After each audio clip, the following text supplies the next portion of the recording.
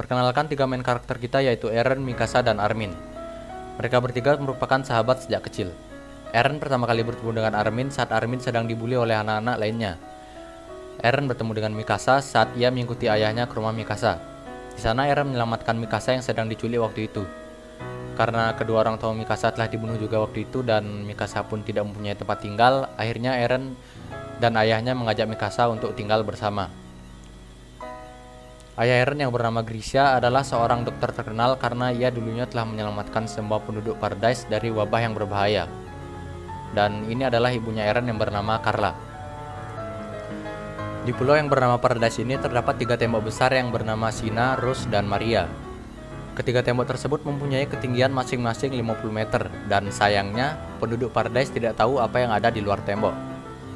Mereka berpikir bahwa manusia sudah punah dan hanya tersisa manusia di dalam tembok saja atau di Paradise saja. Namun berbeda dengan Eren ingin mengetahui dunia di luar tembok. Karena hal itu Eren ingin bergabung ke Survey Corps.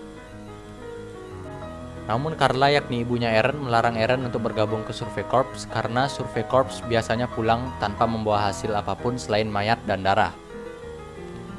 Berbeda dengan Grisha, karena melihat keinginan Eren yang ingin mencari kebebasan, Grisha tampak memperbolehkan Eren untuk bergabung ke Survey Corps.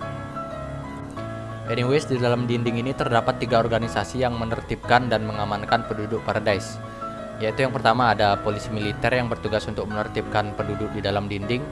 Yang kedua ada pasukan penjaga yang bertugas menjaga penduduk dari serangan Titan. Dan yang ketiga adalah Survey Corps yang bertugas untuk maju di garda terdepan untuk melawan Titan dan ekspedisi keluar dinding untuk mencari informasi tentang Titan. Back to the point, setelah itu Grisha pun pergi bekerja dan berjanji pada Eren untuk membuka ruang bawah tanah sepulang Grisha dari kerja. Di sore hari, di saat Eren, Mikasa, dan Armin lagi duduk nyantai di pinggir sungai, tiba-tiba terdengar sebuah ledakan petir dari luar tembok. Lalu muncullah sebuah Titan yang ukurannya lebih tinggi dari tembok tersebut. Titan itu pun menendang gerbang dan membuat gerbang hancur dan puing-puingnya terlempar di sekeliling Paradise, di sekeliling tembok lah. Lalu satu persatu Titan pun mulai masuk dan menyerang penduduk Paradise. Semuanya pun panik termasuk ketiga MC kita ini. Eren dan Mikasa berlari ke rumah mereka yang berada di dekat gerbang. Singkat cerita, Eren dan Mikasa pun sampai dan melihat ibu mereka telah tertimpa puing-puing rumah. Eren ingin menyelamatkan ibunya namun tidak bisa karena kaki Carla telah patah dan satu Titan pun mendekat. Di saat panik tersebut, paman Eren yang bernama Hannes datang dan membawa Eren dan Mikasa kabur dari sana sesuai kemauan dari Carla. Dan Eren dan Mikasa pun melihat ibunya dimakan Titan di depan mata mereka sendiri. Scene lalu berpindah ke Armin bersama kakeknya yang telah berada di kapal evakuasi. Di sana Armin melihat Eren dan Mikasa telah datang, namun dengan wajah yang sangat murung. Di atas kapal, Eren melihat armor Titan yang menjebol dinding lebih dalam lagi.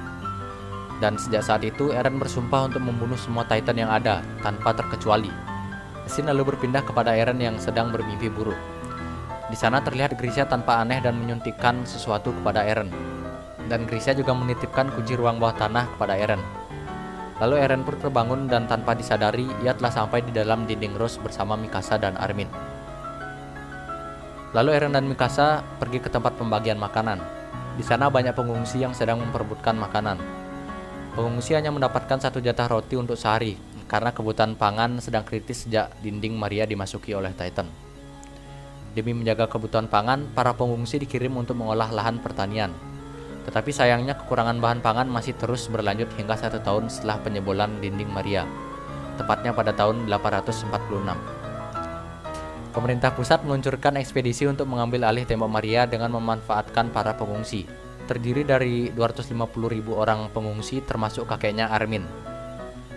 Jumlah tersebut hampir dari 1/5 populasi manusia di dalam dinding. Dan parahnya yang bertahan hidup hanya sekitar 100 orang. Dengan pengorbanan itu, bahan pangan pun pulih kembali. Karena keinginan Eren untuk membasmi Titan, Eren pun ingin bergabung dengan sekolah militer pada tahun depan, begitu juga dengan Mikasa dan Armin yang mengikuti Eren. 1 tahun kemudian, Eren, Mikasa, dan Armin mulai sekarang adalah anggota kadet nomor 104. Dan yang melatih mereka adalah Kate Sardis. Di sana Eren mendapatkan banyak teman setelah menceritakan betapa mengerikannya Titan-Titan saat jebolnya dinding Maria. Keesokan harinya, latihan 3D manuver pun dimulai. Di sana Mikasa tampak sangat ahli dalam bermanuver, tetapi berbeda dengan Eren, Eren tampak kesusahan dalam menyeimbangkan 3D manuvernya. Di sore hari, Mikasa melatih Eren tetapi tetap saja tidak bisa dan kepala Eren malah terbentur ke tanah. Pada saat makan malam, Eren dibicarakan oleh teman-temannya karena Eren tidak bisa seimbang dalam bermanuver. Setelah makan malam, Eren memohon bantuan kepada Connie dan Jin untuk melatihnya, namun ditolak mentah-mentah oleh mereka. Eren lalu mencoba minta tolong kepada Reiner dan Bertolt. Di sini Reiner awalnya menolak, tetapi pada akhirnya Reiner pun mau membantu Eren. Keesokan harinya Eren pun dites sekali lagi, dan hasilnya tetap sama, yaitu Eren tetap tidak seimbang. Cat Sardis lalu menukar 3D manuver miliknya dengan 3D manuver Eren, dan hasilnya Eren pun seimbang. Ternyata selama ini Eren berlatih menggunakan alat 3D manuver yang rusak. 2 tahun telah berlalu sejak Eren bergabung. Kini Kadet 104 diberi 3 pilihan. Yang pertama, bergabung ke pasukan penjaga yang bertugas menjaga dinding, atau mengorbankan diri dan bergabung ke Survey Corps, atau ingin menjaga tata tertib di dalam dinding dan bergabung ke polisi militer. Karena nasihat dan hasutan dari Eren, semua teman Eren pun bergabung ke Survey Corps bersama Eren. Di hari kelulusan Kadet 104, Eren dan teman-temannya sedang bertugas membersihkan artileri Titan di atas dinding. Namun hal yang sama dan tidak terduga terjadi lagi. Colossal Titan muncul tepat di belakang Eren. Semuanya pun syok tanpa terkecuali. Karena hembusan asap Colossal Titan yang sangat kuat, para kadet pun terpental.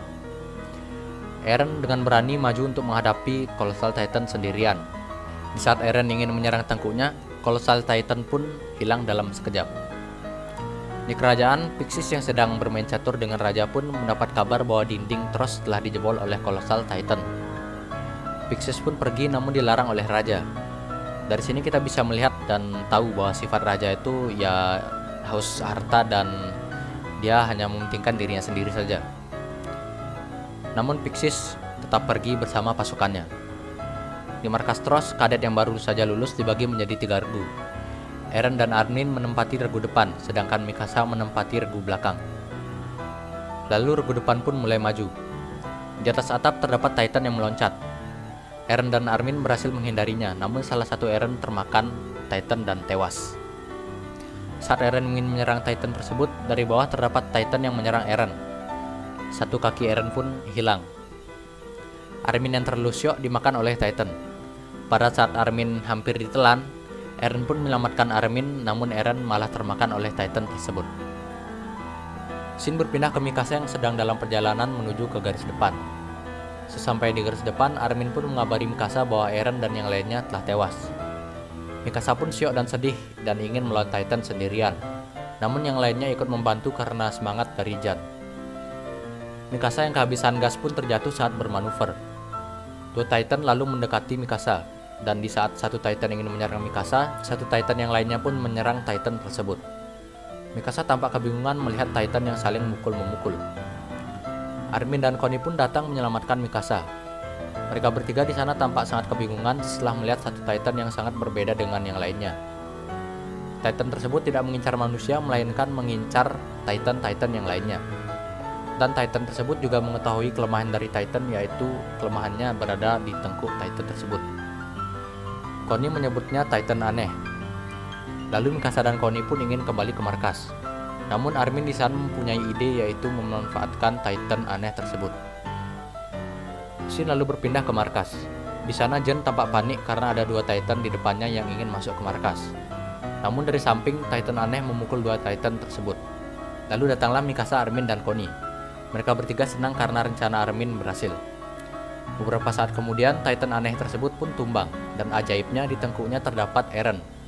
Teman-temannya pun kaget dan Mikasa sangat terharu dan lalu langsung menghampiri Eren. Di sana Mikasa terlihat menangis dan ya nangis terharu, sangat senang lah, karena Eren masih hidup. Di sisi lainnya, pasukan penjaga malah ketakutan dengan Eren karena Eren adalah Titan. Namun dengan keras, Eren, Mikasa, dan Armin membantah hal itu. Namun pasukan penjaga memutuskan untuk membunuh Eren dengan meriam. Di tembakan pertama, Eren berhasil menahannya dengan kekuatan Titan yang dimilikinya. Di saat pasukan penjaga ingin menembak untuk kedua kalinya, tembakan tersebut dihentikan oleh pemimpin pasukan penjaga bagian selatan, yaitu Dot Pixis. Lord Pixis pun mendengarkan penjelasan dari Armin, dan Armin merencanakan untuk menutup lubang dinding Tross dengan cara menutupnya dengan batu besar yang diangkat oleh Eren dalam wujud Titannya. Pixis pun setuju dengan rencana tersebut dan segera mengumpulkan pasukan untuk membantu rencana tersebut. Pixis pun mengumpulkan 3 pasukan elit untuk melindungi Eren, dan pasukan elit tersebut mengajak Mikasa dikarenakan kekuatan Mikasa setara dengan 100 prajurit biasa. Armin bergabung dengan pasukan pengalih perhatian. Singkat cerita, Eren telah sampai di tempat batu besar tersebut dan berubah menjadi Titan. Namun Eren malah tidak sadarkan diri dan Titannya malah menyerang Mikasa. Mikasa menghindar dan berusaha untuk menyadarkan Eren, namun itu tidak berhasil. Armin yang melihat sinyal merah pun segera menuju ke tempatnya Eren dan Mikasa. Mikasa dan regunya pun melindungi Eren sambil menunggu Eren sadar.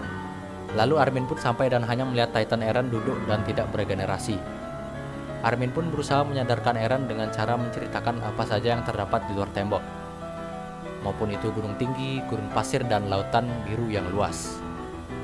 Singkat cerita, Eren pun sadar karena hasutan dan provokasi dari Armin dan segera membawa batu besar tersebut menuju ke lubang dinding.